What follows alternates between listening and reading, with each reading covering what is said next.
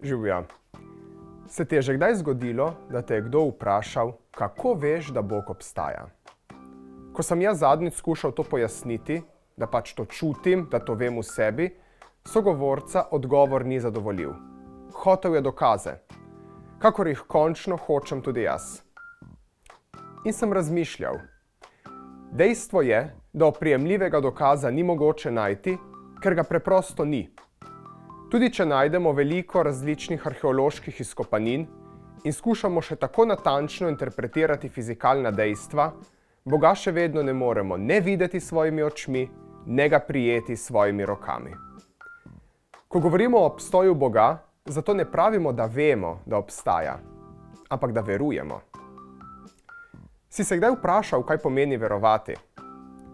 Katekizem Katoliške cerkve, ta velika knjiga, ki razlaga cerkveni nauk, pravi, da je vera človekova osebna privrženost Bogu in hkrati tudi svobodna privolitev celotni resnici, ki jo je Bog razodel.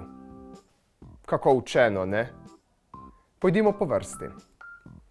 Vzemimo za primer dobrega prijatelja, ki mu zelo zaupaš.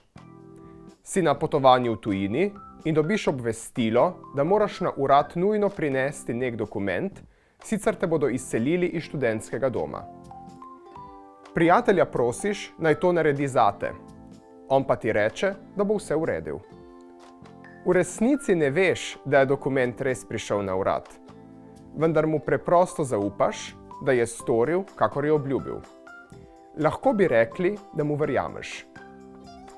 Sedaj pa prijatelja zamenjajmo z Bogom. Bog nam po Svetem pismu, sploh po Jezusu, molitvi, opazovanju narave in po naši vesti govori, kdo je on in kdo smo mi, kakšen je cilj našega življenja in kako ga dosežemo. In ravno na tej točki se zastavi to vprašanje. Kako vem, da je res? Kako vem, da Bog obstaja? Ne moreš ga dokazati, kot profesor na tabli dokaže Pitagorov izrek. Edino, kar lahko storiš, je, da se nanj zaneseš, kakor na prijatelja, ki je odnesel dokument, in mu verjameš, da so stvari, ki jih sporoča, resnične. Verovati namreč pomeni zaupati, zanesti se na nekoga. Iz zaupanja pa se počasi rodi prijateljstvo. In vera je ravno to, prijateljstvo z Bogom.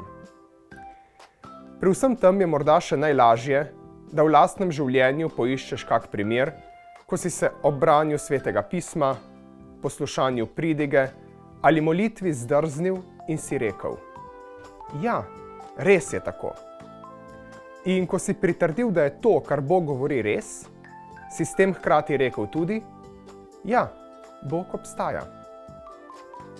To je bilo prvo težko vprašanje o Bogu. Vidimo se v naslednji epizodi.